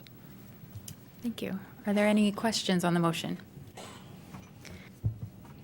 Seeing none, there is no public comment on the motion. Is there any board discussion on the motion? Seeing none, all those in favor of approving the contracts of principals for the 2017-2018 school year who have been employed 2 years or less pursuant to MRSA Title 20-A, Chapter 504, subsection 13301, employment of principals, please signify. It's unanimous with those present and the students voting in the affirmative.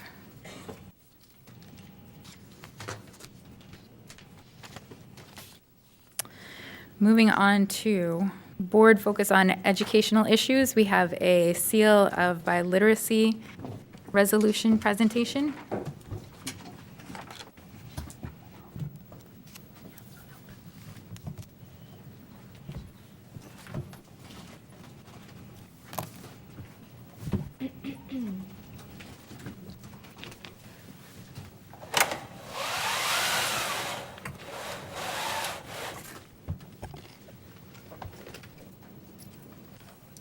Is this low enough? Yes, it's perfect.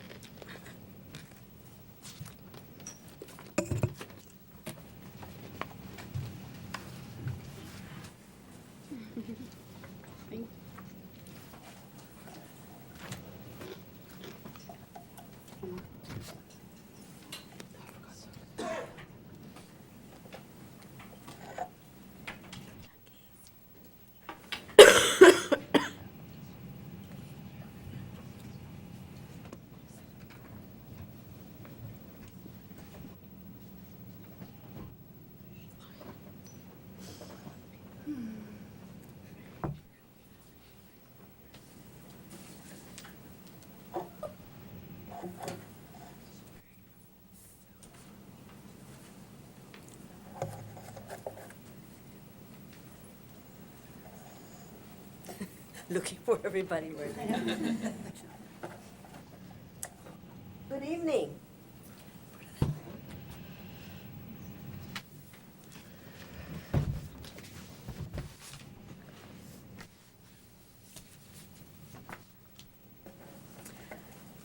So my name is Grace Valenzuela. I'm the director of the Multilingual Multicultural Center, and with me presenting tonight are my distinguished colleagues. I'm Carlos Gomez, teach Spanish at Deering High School for the last 17 years. Rebecca Lynch-Nichols, I teach Spanish at Casco Bay, and I'm the World Language Acquisition Specialist.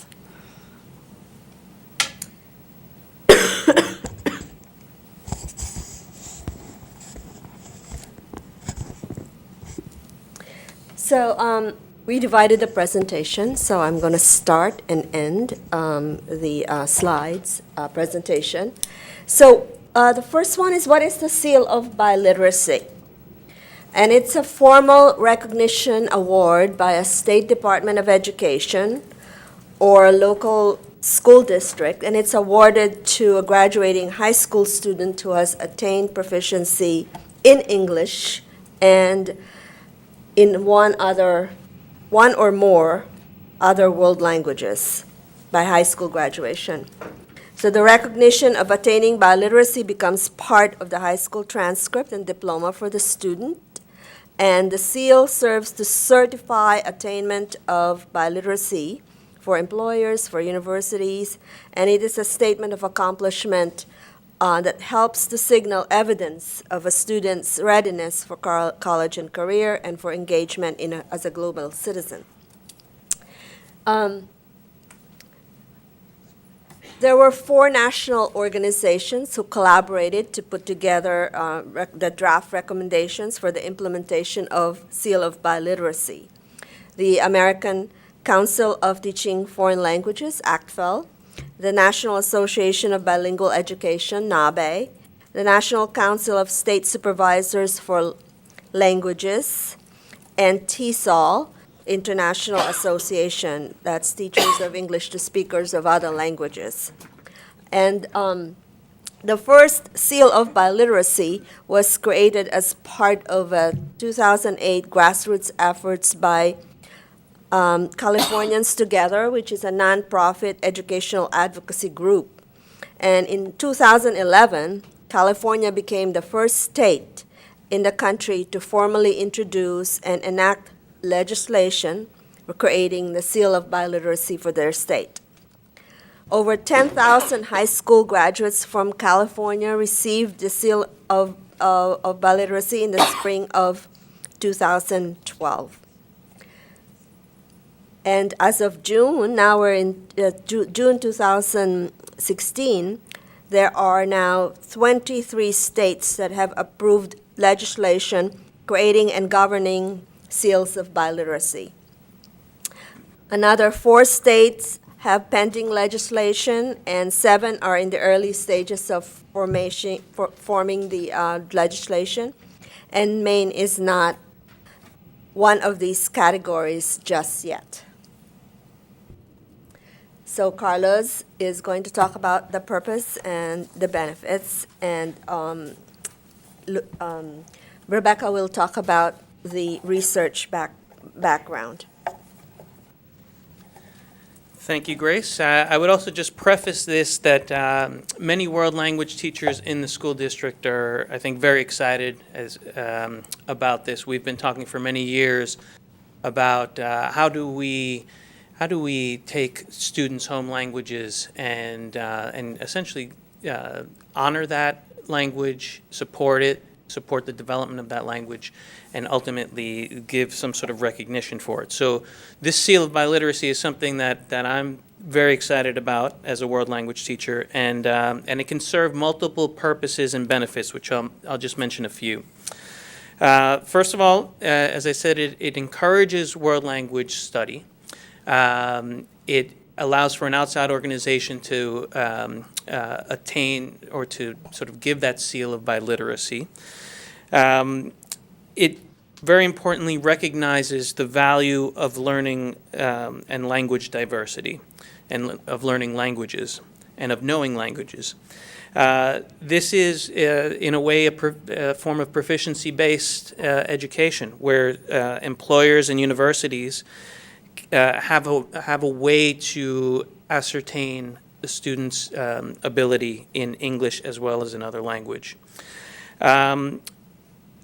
Another important purpose that the Seal of Biliteracy gives for our high school graduates, 21st century skills is something that you hear about often, and communication and knowing another language, or knowing as many languages as possible, is an important part of all three high schools models. So expeditionary learning, talent development, and the International Studies Schools Network are all models that our three high schools have, and this would be an important piece to it.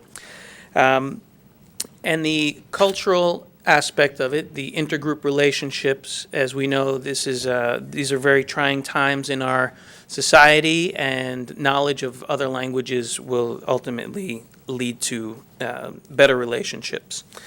A quick look at how we're doing as a country.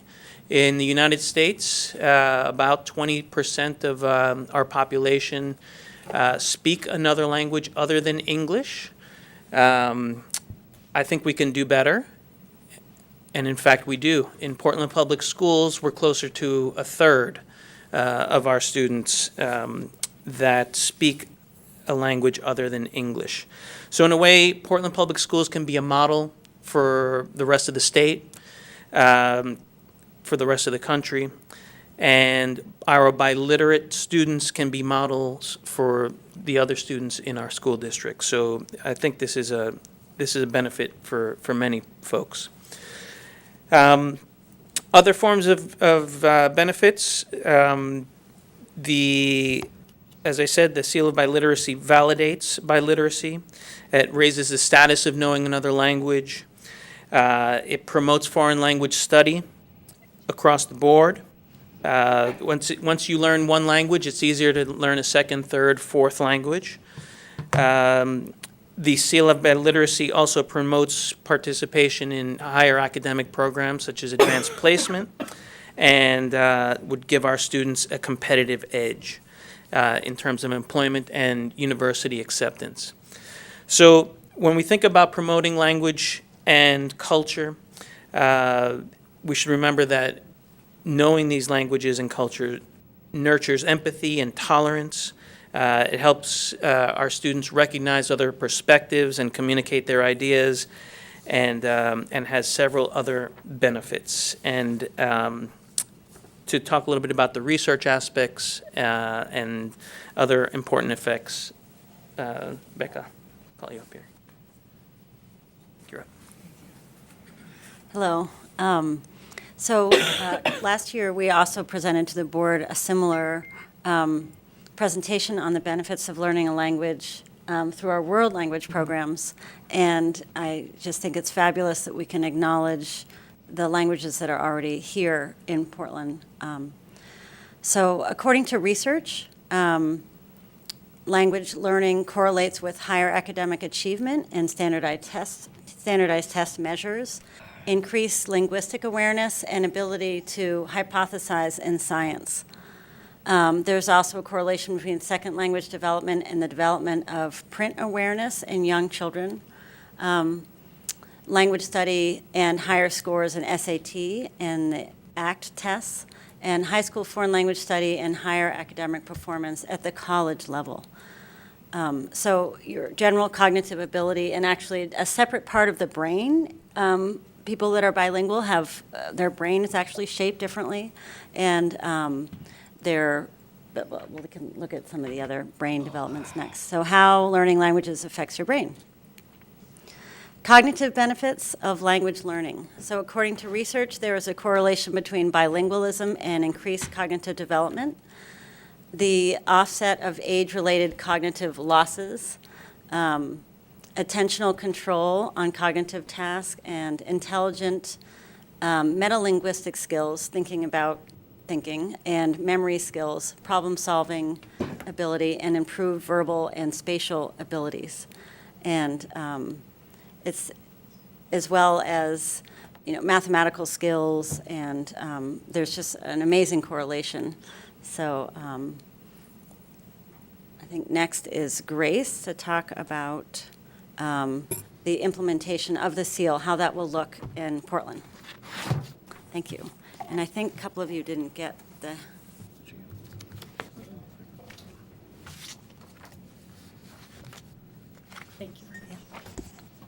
So it doesn't really show on the slide, but it looks like steps because that's supposed to be different colors. So the bottom step, I put a check mark there, and that is the thing that we have done already, and that is assemble a task force to clarify purpose and the rationale of the Seal of Biliteracy. So we have members of the task force are at least 2 teachers from each of the high schools, one an ESL teacher and a world language teacher. And we talked about this and put together the proposal in front of you. And build district support and commitment, and that is why we are in front of you. That's the next step. And then once we get that that approval, we're going to define the task force is going to come back again and define the criteria for granting the awards, put all of those details around this, and develop outreach communication strategies and the application process. And then we design an award because each school district or seal looks different, and design the award and the process for award presentation. So that's the last step. So these are some of the steps that we really need to go to do to implement. And I just want to show this last slide, which is how it aligns with our comprehensive plan. The strategies and of the 4 pillars of achievement, equity, whole child, and people, and the aspects that were raised by Carlos and Rebecca are outlined here in terms of under achievement, the cognitive development, increased linguistic awareness, the supports for reading development. And as for a whole child, I want to talk about positive self-concept identity and strengthening intergroup relationships. And most importantly, for our students who already have a language other than English that they speak, that is a recognition and a validation of the language or the languages that they speak.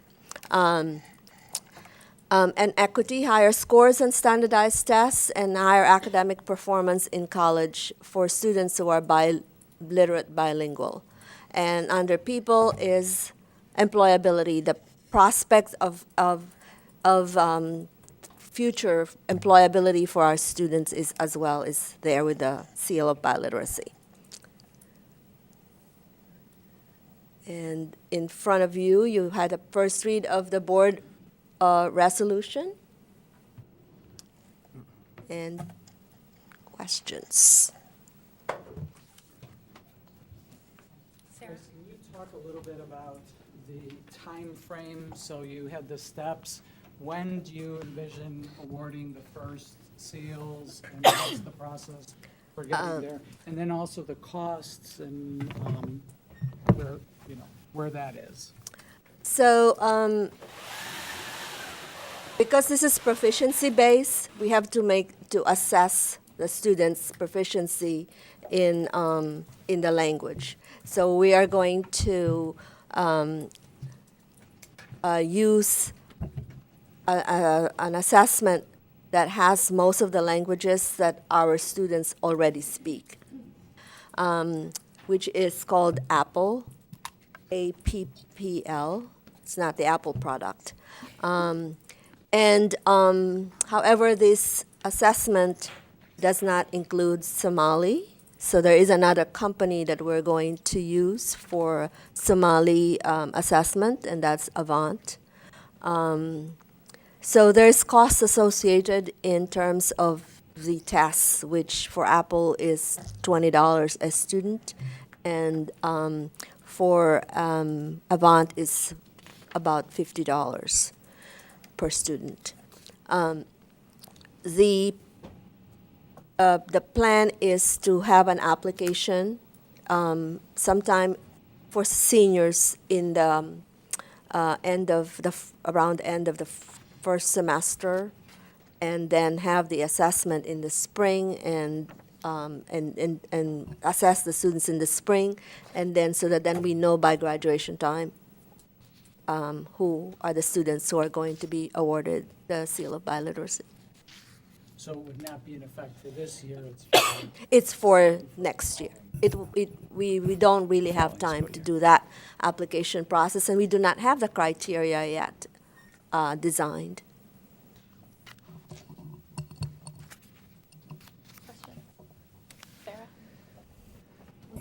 I was just referring back to the graduation requirements. So I'm wondering, and I think you said it, the key was the test, because if we're encouraging students to take a language, I think it's that test that then gives the seal for the actual proficiency versus Yes.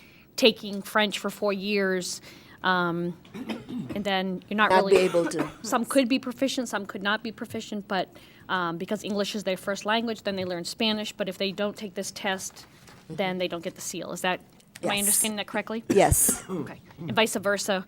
Same with the student coming from a different country, coming here for English, then they would take an English test, and then, okay. Yes. All right. I thought I understood. Okay, thank you. But they would also need to take the test in their native language. So if they were Yes. coming from We also Colombia, need to- they would have to take yes. the Spanish test and They have to. demonstrate that. We have to test them for their Arabic skills and Chinese, Mandarins, whatever the language. Great. Thank you. Yeah.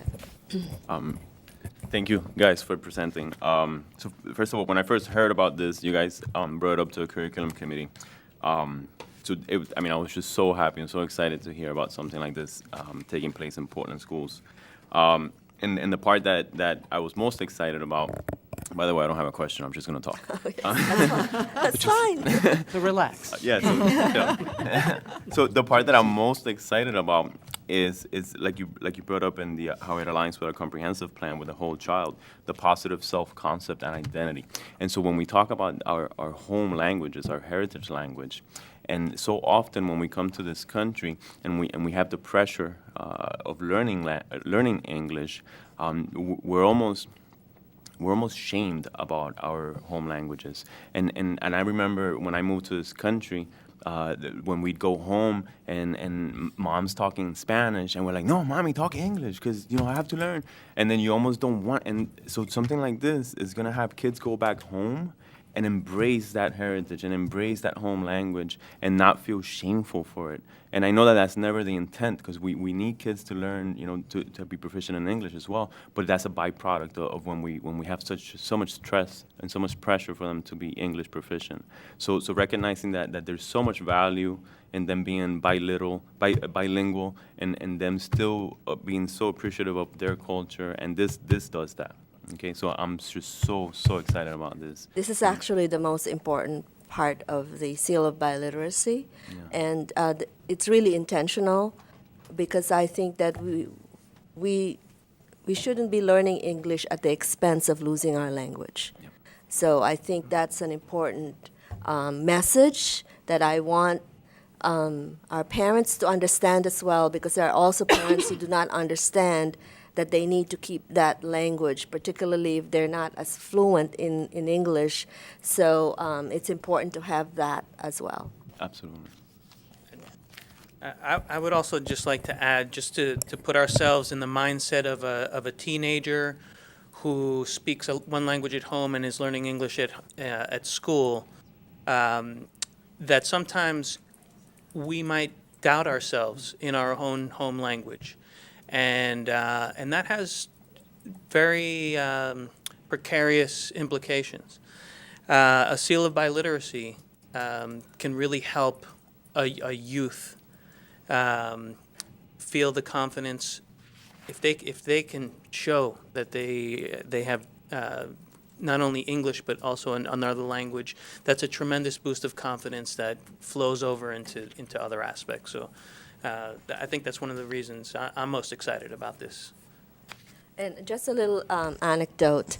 We actually piloted using Apple in one of the classes last year in Jen Lant's classrooms last year at Portland High School. And we had one of the students there was a senior, and he graduated and went on to Trinity College. So when he got to his college, he was so excited that there is an Arabic class that he can attend, and signed up for it. And he presented to his teacher, because the Apple gives you a little certificate that says what your score is. And he presented that to his Arabic teacher, and the teacher said, "You are going to be my TA." So he now works as a teacher assistant at his college. Other questions? Any other questions? Thank you for this. I actually had one question thought. I know you were talking about how other states have formally adopted this, and would you see that as beneficial here in Maine to kind of get that on the radar, maybe of our legislators in the next sort of legislative cycle, so that we have something official at the state level, or do you feel that having it at the district level is enough? For now, I think it's easier for us to do it at a local level, but it's not without letting the coordinator of world languages at the state level. He knows that we are doing this process, so that could be the next step, is to have a state legislation on this one. So. Thank you. Anybody else? Time for comments yet? Thank you. Thank you very much. We always want to be the first. Okay. And next we have Portland Adult Ed update.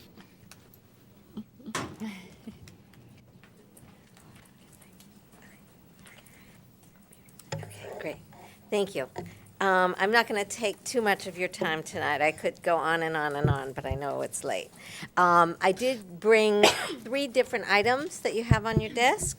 The first is a 2-page summary, and that's the one I'll be talking about right now. Sort of attached to that is a report, an 8-page report that the first page of that is the summary, which is the same information on the 2-page thing. And then the other pages give you a little more detail on the various programs at Portland Adult Ed.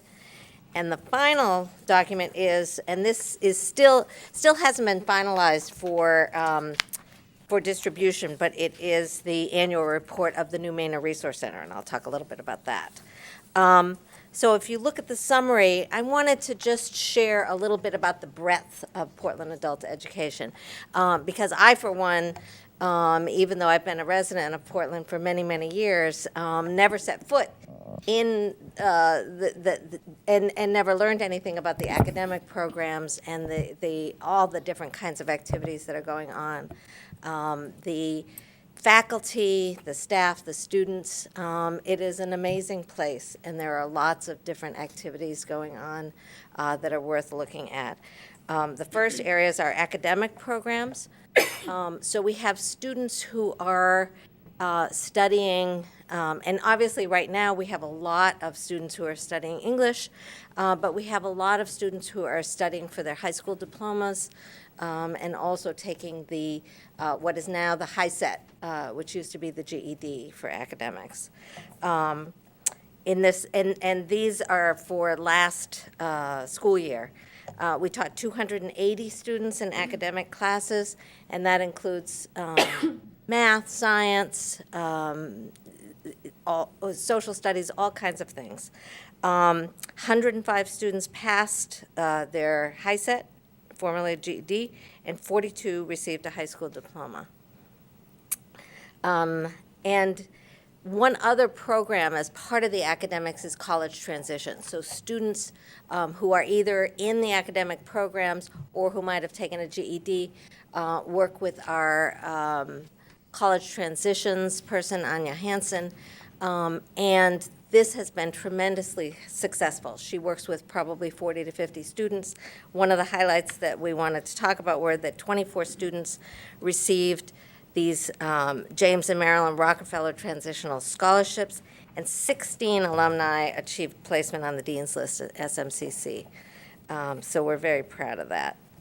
On the English language program, we taught 1,781 immigrants from 78 countries last year, and conducted 662 new student intakes. If you can well imagine, that is a lot of work in a given academic year. And there are more than 50 classes taught by 25 ESOL teachers. One of the issues that often comes up is this whole issue of waiting lists. And one of the things that is in the full report is one of the things that we've done is we've created this language lab. So students who are waitlisted into classes, instead of just waiting, are allowed to go down and use this language lab. It is staffed by an ESOL teacher who works with the students. That we have 50 Rosetta Stone licenses, and students are able to start working. The other piece is that students take a class that is 2 days a week. Many of them would love to be taking 5-day-a-week classes or intensive classes.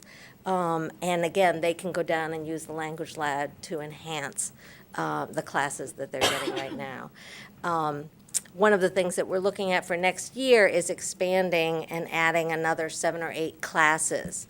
We're going to do that by adding another slot. We now have 4 slots, and we're going to try to squeeze in a 5th to allow for both smaller classes and more classes. Another area that's really important is job readiness, job skills. We taught 712 students. We do everything from office skills, medical terminology, medical coding, as well as 136 CNA credentials. I'm going to skip the New Managed Resource Center right now. Our enrichment programs, we have over 1,542 community members. We have all kinds of classes, from enrichment, from language, from office skills classes, as well as exercise and playing an instrument. One class I'm talking about in our brochure that we're doing stand-up paddleboard yoga. I can't even imagine what it's going to be like. I'm going to be down at the beach to watch that one. Anyway, and those programs have generated $89,000 and $89,874,000 in revenue that contributes to other programming. The lab I talked about before, we had 280 waitlisted students who could start their studies immediately, and then 199 other ESOL students extended their language, and then 60 of the New Maine Resource Center clients use lab resources to navigate their pathway to employment. Another area that you may or may not know about is the Street Academy. We have 2 teachers, long-standing teachers, who have been working for 20 years with Preble Street, working with homeless youth. Right now, one of the areas that they're doing is a lot of unaccompanied minors.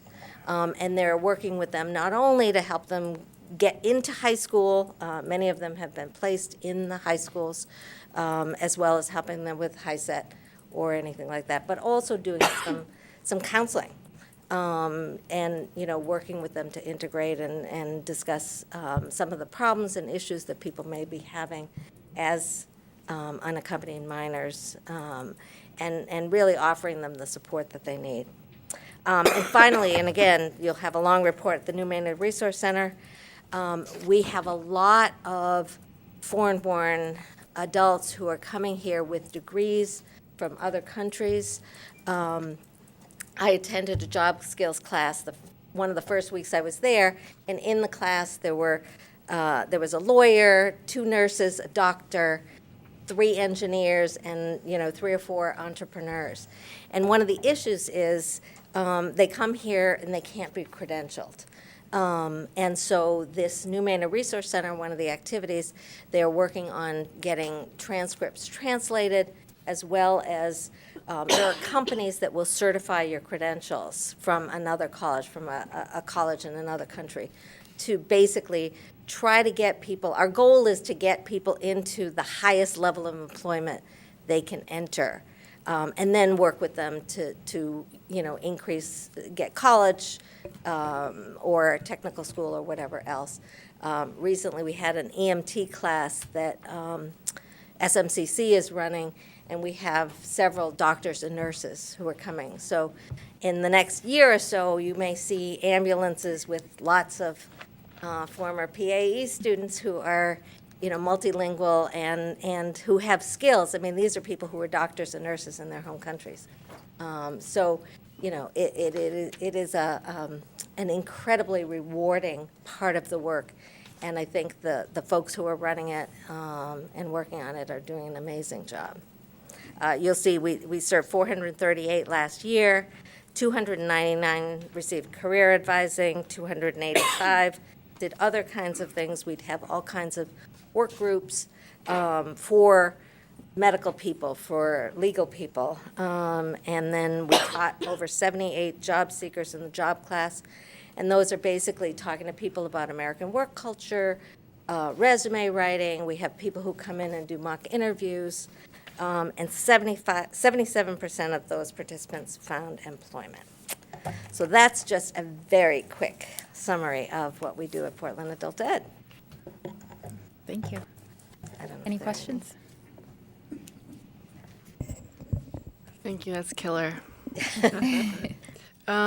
So I have two questions. I mean, there's so much to talk about, but I was curious about two things. One is your language lab. Yes. So the language lab is open to the public, or it's open to people who are on the waiting list to get into classes?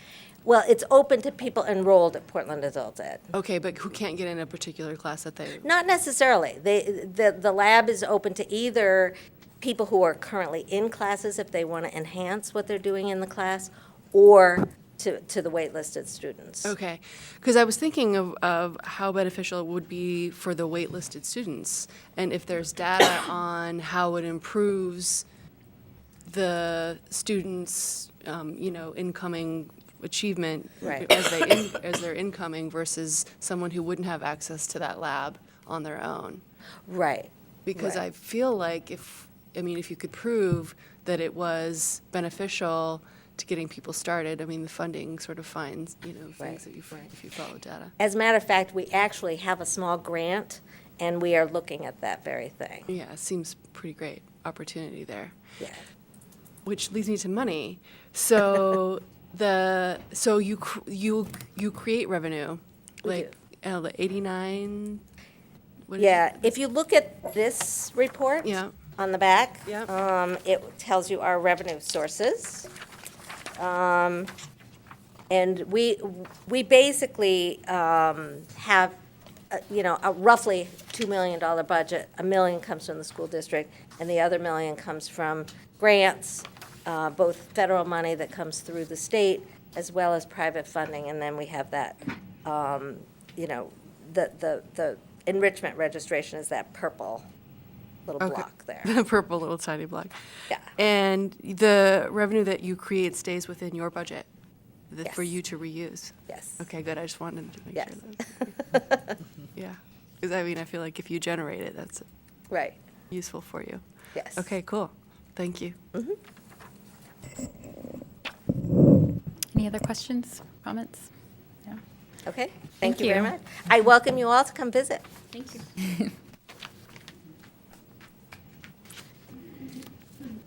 All right, and where it is before the hour of 10 o'clock, we would take public comment on any items not on this evening's agenda.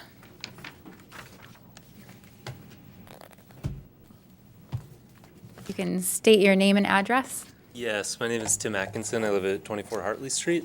I'm actually really happy. Thank you so much, Ms. Crocker, for your letter that kicked off the evening. Kind of makes what I had prepared less important, because it sounds like a lot of the work that I wanted to talk to you about is already in process. But I I just enrolled my child for kindergarten next year, and so my child is gender nonconforming, and so yeah, I happened to be this week that I enrolled him, and this week that President Trump revoked the federal guidelines protecting transgender students. So I wanted to come here and speak to you. I have all this stuff that I had prepared, but it sounds like all the work is being done. You know, I think I'm just going to come to the policy committee meeting and talk about it. But so I guess just thank you for looking out for my child and for all the students who are of diverse gender identities. So thank you all so much. Thank you.